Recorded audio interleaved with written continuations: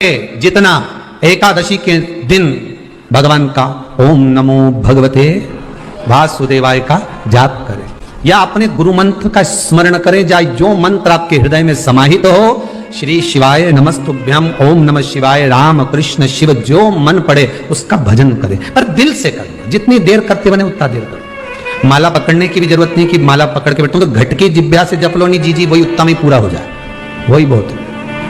तुम किसी कार्य के लिए जा रहे हो, 5 बार 6 बार तुम उस कार्य के लिए होकर, या किसी से अपना पैसा लेना है और तुम उसको पास 50 बार होकर आ गए हो, भैया पैसे कब देगा, या किसी कार्य के लिए जा रहे हो, वो कार्य नहीं हो रहा, 50 बार होकर आ गए। लाल चंदन को अच्छा घिसो और घिसकर तैयार कर कर, लाल चंदन घिसो और घिसकर बेलपत्री के ये दोनों भाग हैं, दोनों पत्तियां जो नीचे की हैं, इसमें उस चंदन को लगा लीजिए।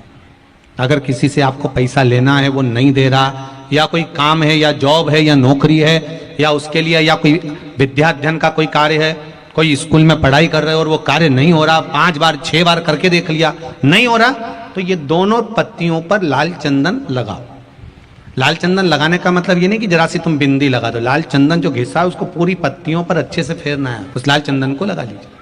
और महाराज बीच की पत्ती में थोड़ा सा घृत, घृत मतलब गाय का घी, गौ माता के दूध से माखन से निर्मित उस घी को बीच की पत्ती में थोड़ा सा लगा लीजिए। और जो अशोक सुंदरी वाली जगह है, शिवलिंग के आसपास में होता है, शंकर भगवान के 13 बच्चे हैं।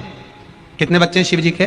13 बच्चे, पूरे 13 की 13 बच्चे और धर्म पत्नी शिव जी की शिवलिंग के आसपास में है। जैसे ये जो गोल जलाधारी है, ये माता पार्वती जी का हस्त कमल है। शिवलिंग रखा है, ये शंकर जी का स्वरूप है। जहां से पानी नीचे गिरता है, राइट भाग गणेश जी का स्थान, लेफ्ट भाग 6 कार्तिकेय, षडानंद कार्तिकेय का स्थान। जहां शिवलिंग का जहां पानी जाता है उसके बीच में एक मोटी सी लाइन होती है, वो शंकर भगवान की सबसे छोटी लड़की जिसका नाम अशोक सुंदरी है, उसका स्थान है। ऊपर से बूंद बूंद पानी जो शिवलिंग पर गिर रहा है, ये शंकर भगवान की 5 लड़कियों का स्थान है, जया, विषहरा, शामलीबारी, दौतली और देव। ये शंकर जी की 5 बेटियां हैं जो भगवान शंकर के ऊपर पानी की एक एक बूंद गिराती हैं महाराज। तो शिव जी की जो सबसे छोटी लड़की है अशोक सुंदरी, उस अशोक सुंदरी वाली जगह पर इस बेलपत्र को प्रदोष के दिन या सोमवार के दिन आप घी वाली बेलपत्र को अशोक सुंदरी वाली जगह पर रखकर, ये जो चंदन लगी हुई बेलपत्र है, इसका मुख ऐसा सीधा की सीधा रखोगे तो गणेश जी की ओर हो जाएगा, षडानंद कार्तिकेय की ओर हो जाएगा। अपनी कामना कर कर, जिससे धन लेना है, पैसा लेना है या जो कार्य निकालना है वो नहीं निकल रहा, बहुत प्रयास कर लिया, अदालत में 50 बार हो जाए, काम नहीं हो रहा, तब इस बेलपत्र का प्रयोग करना, बाबा से विनती करना और विनती कर कर वापिस सजाना। केवल 2 प्रदोष या 2 सोमवार कर लीजिए, बाबा आपकी मनोकामना पूर्ण कर देगा। उस बेलपत्र का सुख प्राप्त। पंच बेलपत्र, पंच पुष्प, पंच दुर्वा और पंच पात्र जल। सोमवार के दिन शिव जी के मंदिर में प्रातः के समय पर बाबा को 1 बेलपत्र, 1 दुर्वा, 1 पुष्प, 1 लोटा जल समर्पित कर कर थोड़ी देर रोककर श्री शिवाय नमस्तुभ्यम या पंचाक्षर मंत्र ओम नमः शिवाय स्मरण कर कर, महामृत्युंजय मंत्र का स्मरण कर कर, फिर बेलपत्र, फिर दुर्वा, फिर पुष्प, फिर जल, ऐसा 5 बेलपत्र, 5 दुर्वा, 5 पुष्प, 5 पात्र जल तुम रुका जी का नाम लेकर समर्पित कर कर उस जल का आचमन करिए। 5 सोमवार या 7 सोमवार करिए, बाबा गर्भ अवश्य ठहराएगा और संतान अवश्य हो। एकादशी के दिन जब आप जल शंकर को चढ़ाने तो रोज ही जाते हैं। जब एकादशी का दिन रहे और शंकर जी के मंदिर में आप जल समर्पित करें तो 3 बार मुख से स्वधा स्वधा स्वधा या स्वधा स्तोत्र का पाठ, जिसमें 12 श्लोक। एकादशी के दिन 7 बेलपत्री डालकर जो नंदीश्वर भगवान अर्थात जो शंकर जी के शिवलिंग के सामने नंदी होता है, उस नंदी के चरण पर गंगा का जल चढ़ाकर बेलपत्र शिव पर समर्पित कर देता है, उसके घर में रुपया रुकना चालू हो जाता है, फिर वो गलत जगह पर नहीं जाता, गलत स्थान पर वो धन जाएगा ही। एकादशी तिथि आए, उन दीप को भगवान के सामने प्रज्वलित कर कर 5 दिए अपने दरवाजे के पास में बाहर की ओर रख देता है, उसके घर में कभी रोग बीमारी और लक्ष्मी की कोई कमती नहीं होती, उसका जीवन सार्थक हो जाता। तो वो भी एकादशी को ही होता है। तुलसी के 11 पत्ते डाले जाते हैं। कितने पत्ते डालते हैं? 11 तुलसी के पत्ते डालते हैं और उसको किसी भी नारायण के मंदिर में, राम कृष्ण भगवान विष्णु दत्त आदि जितने नारायण के मंदिर हैं, उस मंदिर में किसी भी पात्र में, एक छोटे से पात्र में उसको भरकर रखी आते हैं महाराज। कुछ देर तक पात्र को रखा जाता है, फिर वही पात्र का जल किसी भी वृक्ष के नीचे डाल दिया जाता है, उससे भी नौकरी के लिए फायदा मिलता है। और शिव महापुराण की कथा कहती है, शंकर की कथा कहती है, अगर बच्चा पढ़ने में कमजोर है, बच्चे का विवेक कमजोर है, बच्चे की बुद्धि कमजोर है, बच्चा सक्सेस नहीं हो रहा, सफलता नहीं मिल रही है, उसका जॉब नहीं लग रहा है, कहीं वो आगे बढ़ नहीं पा रहा है, तो उन बच्चों से निवेदन है, शंकर के मंदिर में 1 लोटा जल चढ़ाओ, थोड़ा सा जल झेल कर नंदी के पास बैठकर उस जल का आचमन करना प्रारंभ कर दो। तुम्हें खुद मालूम पड़ने लगेगा कि तुम जो पढ़ रहे हो तुम्हें याद होना चालू हो जाएगा, तुम अच्छे से अच्छे नंबर पाकर आगे बढ़ना प्रारंभ कर दोगे। विद्या अध्ययन भी करो, खूब पढ़ो, लगनता से पढ़ो, अपना कर्म करो, रात दिन एक करो और शंकर जी पे 1 लोटा जल चढ़ाकर पीना प्रारंभ करो। जो माताएं कहती हैं मेरी याददाश्त कमजोर हो गई, मैंने सामान यहाँ रखा था भूल गई, ना जाने कैसे सामान भूल गया, ना जाने कैसे ऐसा हो गया। जो माताएं कहती हैं, भाई लोग कहते हैं हम भूल जाते हैं, याददाश्त कमजोर हो गई, 60 के ऊपर के हो गए इसलिए याददाश्त चली गई, नहीं। अगर आपकी याददाश्त जा रही है तो आप शंकर जी को 1 लोटा जल चढ़ाना प्रारंभ करो। अपने घर से जल भरो, शिव के मंदिर में जाकर चढ़ाओ, उस जल को झेलो, नंदी के पास बैठकर आचमन कर लो, उसको पी लो। आपको खुद मालूम पड़ेगा 20-22 दिन में, 1 महीने में आपको अंतर दिख जाएगा कि मेरी याददाश्त अब पहले जैसी थी मजबूत, वैसी की वैसी और हो गई, अब मैं भूल नहीं रही, अब मैं भूल नहीं रहा। से शिव जी का जल बहकर निकल रहा होता है, उसको कभी लांगा नहीं जाता। ये शिव पुराण भी कह रही है। कारण हमारे पूर्व में अगर हमने 16 सोमवार का व्रत करा हो, पशुपति व्रत करा हो, करते हैं एकादशी आदि, जब हम शंकर भगवान का जल लांघते हैं तो हमारे व्रत का आधा हिस्सा उसी समय समाप्त हो जाता है। जैसे शिव महापुराण की कथा कहती है, जैसे कामरूपेश्वर राजा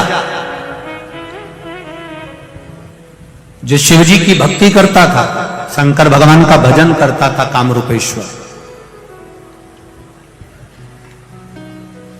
जैसे कामरूपेश्वर राजा जो शिव की भक्ति करता था, उसका एक काम था, ज्यादा काम नहीं करा उसने, केवल एक काम करा, शंकर मंदिर में जाता, पूजन करता, अर्चना करता और एक वृक्ष रोज लगाता। प्रतिदिन का नियम था उसका, एक पेड़ लगाना, एक वृक्ष लगाना। अब वृक्ष लगाने में उसकी इतनी पुण्याई क्या हो गई कि 33 कोटि देवी देवता उससे मिलने के लिए आते थे। कारण क्या था? वायु पुराण कहती है, पद्म पुराण कहती है, अग्नि पुराण कहती है और गर्ग संहिता कहती है महाराज कि एक वृक्ष लगाने से 100 गौ माता की सेवा के बराबर और 1000 गाय दान के बराबर पुण्य प्राप्त हो जाता है, मात्र एक वृक्ष लगाने से। अगर आपने जिंदगी में एक पेड़ लगाया, एक वृक्ष लगाया, उसको पाल पोस के बड़ा करा, बड़ा कर वो पेड़ अगर बड़ा हो गया तो वृक्ष बहुत बड़ा हो गया। कहीं आपने लगाया और वो वृक्ष बड़ा हो गया। अगर आपने एक वृक्ष लगाया है तो समझ लेना तुमने 1000 गौ का दान दे दिया। ईर्षा करने वाला, उसके घर में दिया जलाने वाला नहीं बचता, ये शिव पुराण की कथा कह रही है। शंकर की निंदा करने वाला, किसी ने कहा गुरुजी रावण शिव जी की आराधना करता था। इस कथा को सुनने के बाद लोगों के मन में शंका आती है, रावण शंकर जी की आराधना करता था, फिर उसके घर में दिया जलाने वाला क्यों नहीं बचा? कारण क्या था? रावण शिव जी की आराधना करता था। एक बार भगवान शंकर सामने आकर प्रकट होकर कहे, रावण लंकाधिपति मांग तुझे क्या चाहिए? रावण शंकर भगवान से कहता है तुम्हें क्या चाहिए, तुम बोलो। मेरे पास में लंका है, राजसी ठाट है, वैभव है, सत्ता है, मेरे पास बल है, मेरे 10 शीश हैं, सारे ग्रहों को बंदी बनाकर रखा है। शंकर भगवान ने युद्ध के मैदान में राम जी से युद्ध के पहले शिव जी ने रावण से कहा था कुछ मांग ले मुझसे। रावण कहता है ऐसे बानरों को तुम्हें यूं ही निपटा दूंगा, तुम चिंता मत करो, ये वनवासी क्या करेंगे। शंकर भगवान से कहा तुम्हारी मुझे जरूरत नहीं है, कुछ तो मांग ले। रावण कहता है मुझे कुछ नहीं चाहिए। भगवान कहने लगे अंतिम समय में मांग लेना। रावण कहता है आप मेरे सामने ही मत आना। बस शिव जी तो इतना खिलवाने वाले थे, जब रावण के प्राण छूटे तब राम जी सम्मुख में शंकर जी के कहते हैं आपका भक्त है, प्राण छोड़ने जा रहा है, आप कृपा नहीं करोगे। शंकर जी कहते हैं उसने कसम दी है कि मेरे सामने ही मत आना, नहीं जा। सौगंध निभाते हैं भगवान। पांडवों ने सौगंध दी थी भगवान कृष्ण को, हम अंदर जा रहे हैं जुआ खेलने के लिए, चौसर खेलने के लिए। भगवान कृष्ण आगे आगे चल रहे थे। पांडवों ने हाथ जोड़कर कह दिया आप अंदर मत आना, आपको सौगंध है हमारी। भगवान कृष्ण कहने लगे कभी तो बुलाओगे मुझे अंदर। पांडवों ने कहा जब तक तुम्हें बुलाया ना जाए तब तक तुम अंदर मत आना। शकुनी मामा हराते गया, हराते गया, हराते गया। जब दुर्योधन खेल रहा था तब दुर्योधन हार रहा था। जब दुर्योधन हारने लगा शकुनी मामा को ले जाकर बिठा दिया, अब मेरी जगह मेरा मामा खेलेगा। भगवान कृष्ण खड़े हो गए। पांडव कहेंगे मेरी जगह मेरा कृष्ण खेलेगा, पर एक शब्द नहीं निकला। पांडवों के मुख से शब्द नहीं निकला कि भगवान कृष्ण खेलेंगे। पांडव खुद खेलते रहे, भगवान बिलखते रहे बुलाओ मुझे, मुझे पुकारो, मैं आऊंगा, अंदर आकर इसको हरा दूंगा। पर एक ने भी नहीं पुकारा, सब हार गए। द्रौपदी को भी हार गए। जब द्रौपदी का चीर खिंचा रहा था तब द्रौपदी ने पुकारा, भगवान दौड़कर आए। द्रौपदी रोती हुई बोली अब आ रहे हो, जब सब कुछ हार बैठे। भगवान कहे मैं तो दरवाजे पर खड़ा था, इंतजार कर रहा था, पुकार तो ले। एक बार पुकारते दौड़कर अंदर आ जाता, पर पुकारा ही नहीं, आऊं कैसे? पुकारे ही नहीं तुम तो मैं आऊं कैसे? एक बार तो पुकारते तुम, अगर एक बार भी पुकार लेते तो मैं तुम्हारे सामने आकर खड़ा हो जाता। पुकार ही नहीं रहे हो, आप तो इंतजार कर रहे हो भगवान हमारा भला करेगा। शंकर जी के मंदिर में एक दिन लोटा भर के जल नहीं चढ़ाया और इंतजार कर रही है ट्यूबवेल में पानी निकल जाए। लंकाधिपति रावण को यह मालूम पड़ा कि मेरे महादेव के सामने विष का कटोरा गया, विष का पात्र गया, और वो विष का पात्र पीने से पहले उनके नासिका से वो सुगंध उनके अंदर चली गई।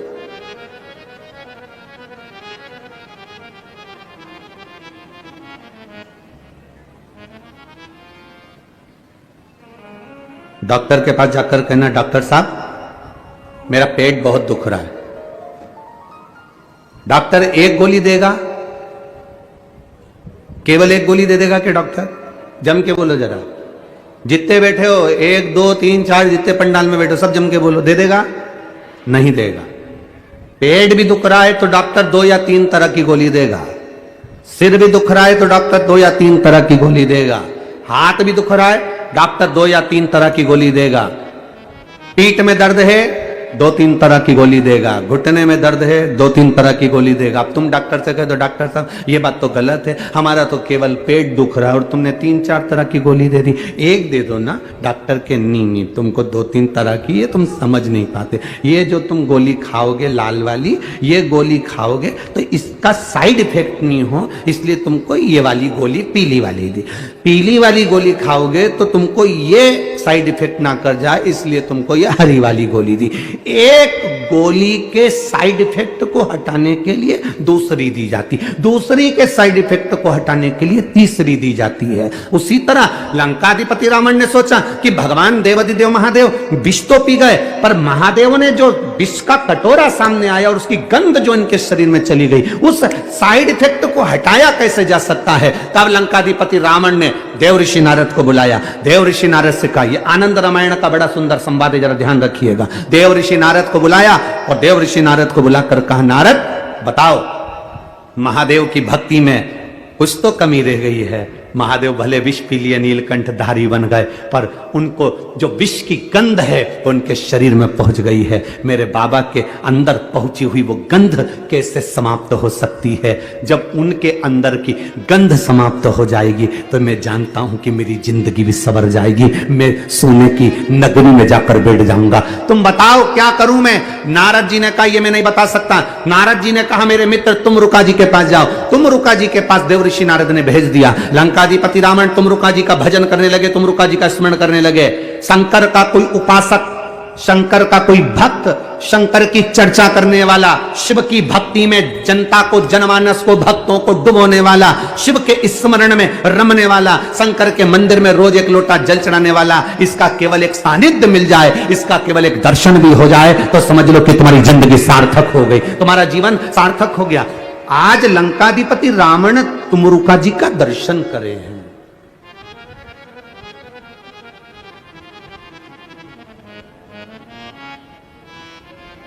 और लंकाधिपति रावण ने तुमरुका जी से पूछा कि बताओ शंकर जी के शरीर में जो विष सूंघा गया, जो विष पीने के लिए आया, तो उसकी गंध जो शरीर में आ गई, उसकी तरंग वो कैसे समाप्त हो?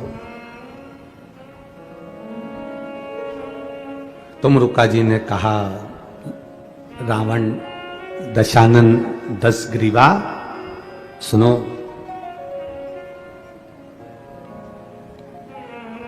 श्रावण का महीना हो,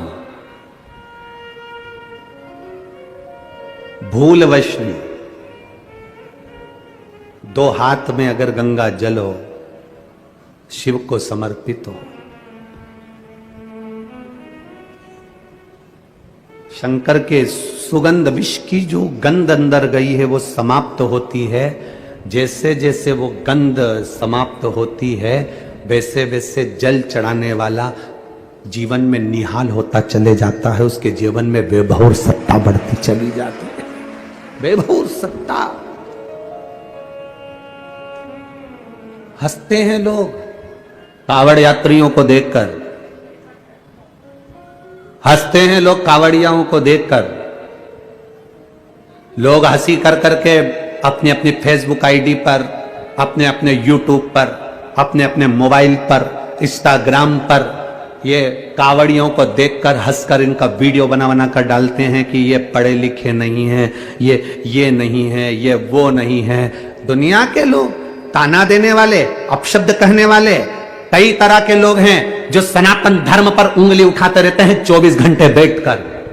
कई लोग ऐसे हैं जो सनातन धर्म पर केवल आक्षेप लगाते रहते हैं 24 घंटा। उनके पास कोई काम नहीं रहता। क्या होता है कांवड़ चलाने से? इससे तो घर में बैठे रहो, थोड़ा सा पढ़ाई कर लेना चाहिए, स्कूल का बैग उठा लेना चाहिए। लंकाधिपति रावण ने कहा कि मेरे प्रभु के ये विष की जो गंध उनके शरीर में चली गई, वो गंध कैसे समाप्त हो, वो कैसे उनके अंदर वो समाप्ति का हो? तो कह दिया, हाथ में गंगा जल भरा हो रावण लंकेश दशानन 10 ग्रीवा, जाकर शिव को चढ़ाया जाए, शंकर को। हाँ,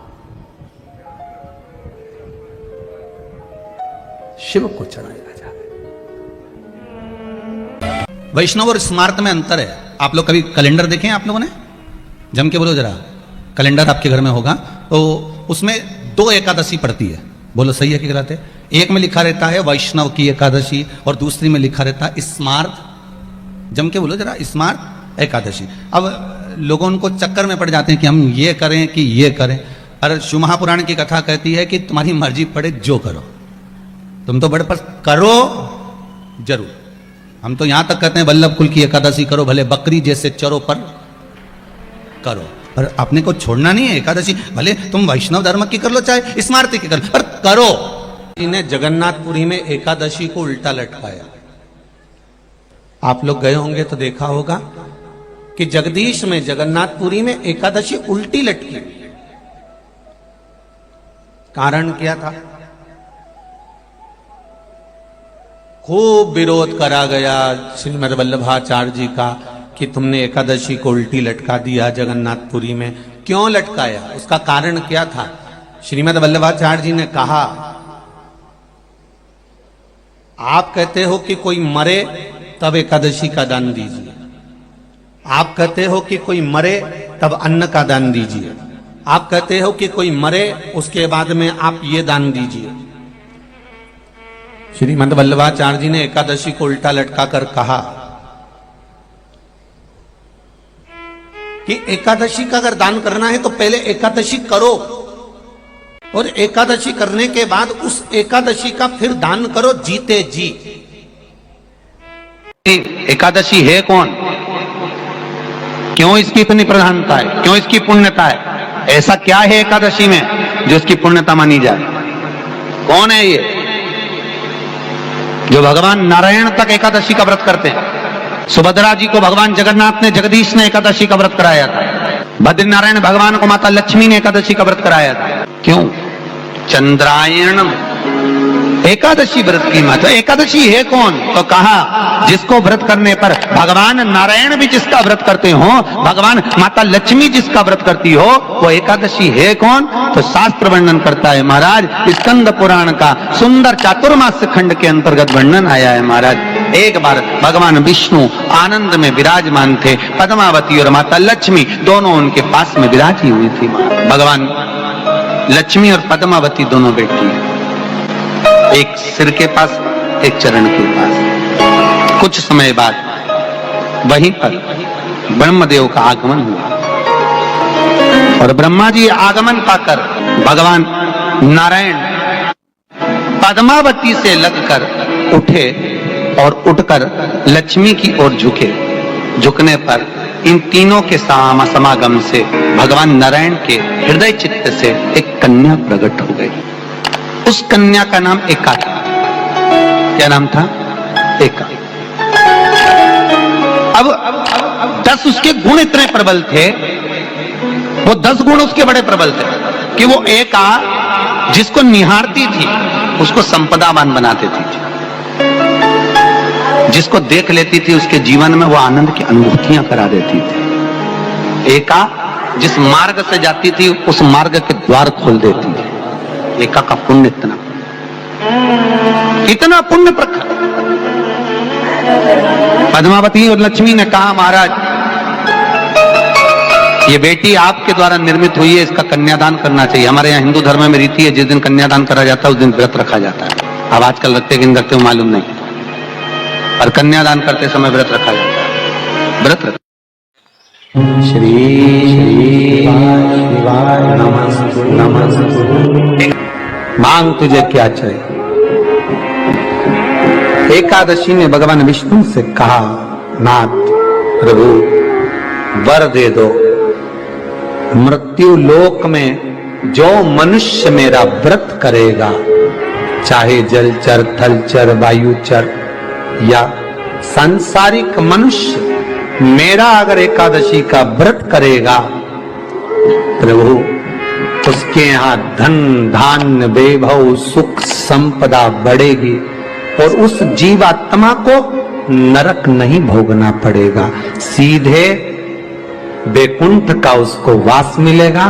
जब जीव आत्मा को लेकर चला जाएगा, यम के दूत जब बंदी बनाकर ले जा रहे होंगे उस जीवात्मा को जिसके प्राण छूटे होंगे, यम के दूत जब बंदी बनाकर ले जा रहे होंगे, तब मुझे वर दो कि मैं इसका हाथ पकड़कर बेतन्नी से पार उतार कर सारे नरकों से निकालती हुई आपके धाम में लेकर आऊं।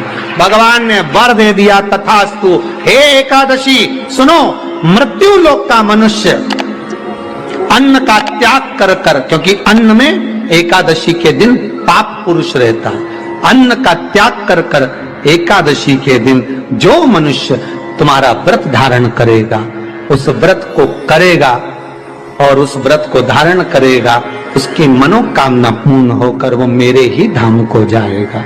ये तो हुआ एकादशी के जन्म की कथा। एकादशी का व्रत करती, बहुत ध्यान से सुनना आज की कथा को, शायद जिंदगी में मिली ना मिली, और ये कथा का रिश्ता तो बहुत ध्यान से सुनना।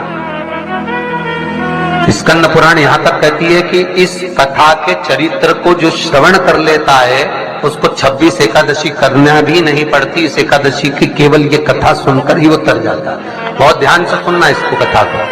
एकादशी के दिन जब आप जल शंकर को चढ़ाने तो रोज ही जाते हैं। जब एकादशी का दिन रहे और शंकर जी के मंदिर में आप जल समर्पित करें तो 3 बार मुख से स्वधा स्वधा स्वधा या स्वधा स्तोत्र का पाठ, जिसमें 12 श्लोक। दिन में आपने एकादशी दे दी, गीता जी करवा दी, पाठ करवा दिया, शिव का हो। शंकर बहुत ज्यादा बीमार पड़ा हुआ है और बहुत बुजुर्ग है, लगभग 90-95 साल की हैं और शरीर गल गया, शरीर में अब कीड़े पड़ रहे हैं। सिस्टर को बुलाते हैं, डॉक्टर को बुलाते हैं, तब उनको साफ करते हैं, शरीर इतना गल चुका है। उसके लिए क्या करना चाहिए? एक निवेदन करूंगा, एक भगोनी में गेहूं रख लीजिए, एक पात्र में गेहूं, जो बहुत बुजुर्ग हो चुकी हैं, कीड़े पड़ रहे हैं शरीर में, आपने एकादशी दे दी, गीता जी करवा दी, पाठ करवा दिया, गौदान करवा दिया, मोक्ष करवा दिया, सब कुछ करवा दिया, तो भी मुक्ति नहीं मिल रही है, तो पात्र में गेहूं रखकर उन माता जी की सीधे हाथ की 3 उंगलियां उस गेहूं में डालकर उनका नाम और गोत्र बोलकर वो गेहूं गाय को खिला दीजिए। पात्र किसी गरीबड़े को, भिक्षुक को दे दीजिए। महाराज 3 या 4 दिन में मोक्ष प्राप्त हो जाता है। इतनी अगर भोग रही हैं तो कर सकते, इतना कष्ट अगर भोग रही हैं कि शरीर गल चुका है, कीड़े पड़ रहे हैं शरीर के अंदर और सारी खाल टपक टपक कर गिर रही है, तो उनकी मुक्ति हो, उनका मोक्ष हो। आज माता जी कह रही थी कि हमने गीता जी सुना दी, पाठ करा दिया, सब करा दिया, पर मुक्ति नहीं।